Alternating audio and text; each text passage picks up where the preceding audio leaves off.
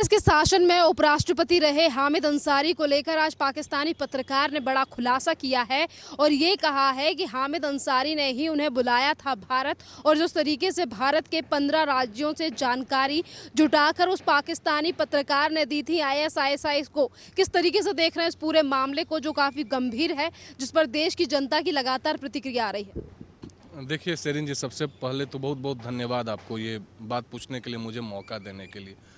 मैं आपसे एक बात बताना चाह रहा हूँ, जिस मामले की आप चर्चा करना चाह रही हैं ये 2011 का मामला है। और जब हम 2011 का बात कर रहे हैं तो आपको भी पता है, मुझे भी पता है कि उस समय के तत्कालीन उपराष्ट्रपति के पोस्ट पर हामिद अंसारी जी बैठे हुए थे। अब आप इमेजिन कीजिए कि wing vice president of India, आप किसी को हमारे दुश्मन देश से बुलाते हो और दुश्मन देश से बुला करके आपकी जितनी सारी इंफॉर्मेशंस हैं, एक जासूस के तौर पर जो काम यहाँ के रॉ को जा करके पाकिस्तान में करना चाहिए, स्पाई के तौर पे, जासूस के तौर पर, वो काम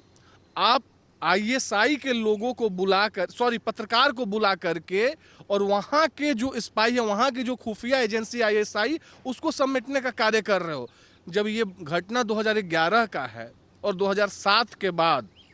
ये राष्ट्रपति बन गए थे जुलाई 2007 में, हमें तो ये लगता है कि भारतीय जनता पार्टी की नीति वाली जो सरकार है,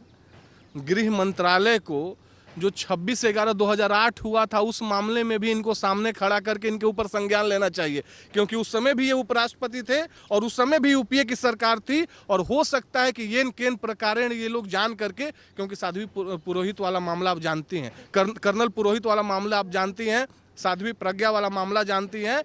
डॉगी विजय सिंह ने क्या किया था जब 26/11 का हमला हुआ था, हेमंत करकरे की विधवा वाइफ स्वर्गीय कविता करकरे के बारे में इन्होंने क्या बयान दिया था, और हेमंत करकरे के शहादत पर इन्होंने क्या बयान दिया था। और ये वो लोग हैं जो बाटला हाउस इनकाउंटर पर घड़ियाली आंसू बहाने का कार्य करते हैं। तो इनका तो ऐसा कोई भी कार्य ही नहीं है जो तथ्य से परे ना हो। हर एक जगह जांच करने का आवश्यकता है। और आप विश्वास मानिए, जब देश के संवैधानिक रूप से उस पोजीशन पर बैठे हुए व्यक्ति के बारे में ऐसा कोई बयान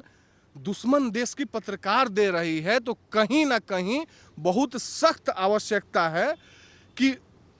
जितने भी जांच है आपके राष्ट्र में, CBI है, CID है, SIT है, एंटी टेररिस्ट स्क्वाड है, सब बैठ करके, और अब ये किसी संवैधानिक पद पर नहीं है, इनको बुलाएं और इनको बुला करके इनके साथ वही ट्रीट किया जाए जो देश के आतंकवादियों के साथ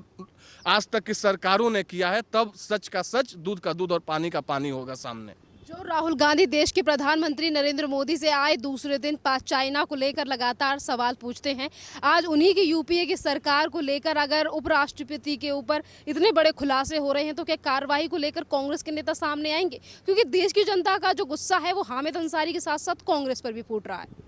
नहीं, एक बात बताइए आप हमसे, जब जब इन कांग्रेस वालों की आप नाम लेती है, किसी भी स्वच्छ लोकतंत्र के लिए विपक्ष का मजबूत रहना बहुत आवश्यक होता है। लेकिन अभी मैं आपको बता सकता हूं कि क्यों आज के दिन में विपक्ष इतना कमजोर हो गया और नरेंद्र मोदी और भाजपा नेतृत्व के सरकार के सामने आने वाले 30-40 साल में कोई परेशानी नहीं दिख रही है। इनके पार्टी के राष्ट्रीय महासचिव Digvijay Singh ji Osama bin Laden को क्या कहते हैं? ओसामा साहब कहते हैं। हफीज़ साहब कहते हैं, जो हफीज़ सईद आपके 2001 के संसद हमले का दोषी था। राहुल गांधी का नेपाल और चाइना में क्या से क्या वायरल होता है, उससे ना हम अनजान हैं ना आप अनजान हैं। देश के सुरक्षा व्यवस्था को लेकर के सर्जिकल स्ट्राइक पर ये लोग जरूर अंगुली उठाएंगे, लेकिन ये लोग कोई भी कार्य अगर देश पाकिस्तान, भारत के सुरक्षा नीति की वजह से पाकिस्तान को मुंह की खानी पड़ती है, उरी के बाद सर्जिकल स्ट्राइक होता है, या आपके पुलवामा के हमला के बाद भारतीय सेना कैसे बदला लेती है, जो इतना बड़ा दिल नहीं दिखा सकते हैं कि उसके लिए भारतीय सेना को धन्यवाद कह दें। इन्हें ये तक नहीं पता चलता है कि नरेंद्र मोदी जी का विरोध करते करते कब कब ये देश विरोधी, भारत विरोधी और राष्ट्र विरोधी हो जाते हैं। ऐसे लोगों से पत्रकार महोदय आप कभी भी उम्मीद नहीं कर सकती है कि हाफिज़ सईद को हाफिज़ साहब कहने वाले लोग और उनके पार्टी के तमाम राहुल गांधी जैसे लोग हामिद अंसारी के बारे में कुछ भी टिप्पणी करेंगे, आप इस बात को मान कर चलिए कि उनको यहाँ पर मौन व्रत ही सही वो लोग अख्तियार कर लेंगे और वो लोग ऐसा करेंगे जैसे उनको ये लग रहा है कि हमारे कान पर जू तक नहीं रहेगा। पूर्व राष्ट्रपति हामिद अंसारी जिस तरीके से राष्ट्रीय गीत पर कभी भी अपने हाथ खड़े नहीं करते हैं, कभी भी जिस तरीके से सम्मान नहीं करते हैं राष्ट्रगान का, तमाम ऐसी चीज़ें हैं जो कि हमने देखी हैं पूर्व उपराष्ट्रपति हामिद अंसारी की। वहीं पर तमाम जो लोग हैं वो भी चीज़ें निकल कर सामने आ रही हैं कि 2019 में किस तरीके से रॉ के पूर्व अधिकारी एनके सूद ने भी जाँच को लेकर सवाल उठाए थे। आज वो ट्वीट भी लगातार वायरल हो रहा है। देखिए, मैं आपसे स्पष्ट रूप से यही बात बताना चाहता हूँ। जब आप एनके सूद साहब का नाम ले रही हैं तो उन्होंने तहरीन के घटना का जिक्र करते हुए, और ये घटना तब का था जबकि ये भारत के एम्बेसडर थे तहरीन में, और एम्बेसडर होने के नाते जब आप राजदूत बन के किसी भी राष्ट्र में जाती हैं तो आप देश को रिप्रेजेंट करती हैं, देश का प्रतिनिधित्व करती हैं, और प्रतिनिधित्व करने के कारण कितना भी बड़ा खुफिया तंत्र होगा उसकी जानकारी वहाँ के राजदूत को बताई जाती है, दी जाती है कि सर ये चल रहा है, हम इंडिया से आए हैं, we have came from India and we have to do this this and that. अब एक बात बताइए कि जो आपके रॉ के अधिकारियों के बारे में गुप्त सूचना लीक कर दे सिर्फ इसलिए क्योंकि उसको कहीं ना कहीं ये लगता है कि मेरा नाम हामिद अंसारी होने के वजह से मुझे भारत से ज़्यादा पाकिस्तान से प्रेम है, मैं नमक तो भारत का खाऊंगा लेकिन श्रीनगर के लाल चौक पर अगर कोई पाकिस्तानी झंडा लहराएगा तो मैं उसका गुणगान करूंगा। जिस इंसान के मन में दिलो दिमाग में ये छाया हुआ है, आप विश्वास मान करके चलिए कि कल को अगर उनको प्रधानमंत्री और राष्ट्रपति भी बना दिया जाता तो वो कभी भी ये जो उनकी देशद्रोह वाली भावना है और जो पाकिस्तान परस्त वाली प्रेम है उससे वो बाहर नहीं निकल पाते। और इसी का नतीजा है कि एनके सूद साहब ने 2019 में बोला था, आपको याद होगा, जितने भी लिबरल लोग हैं बड़ी लालू लोट हुए थे उस समय, बहुत खुश हुए थे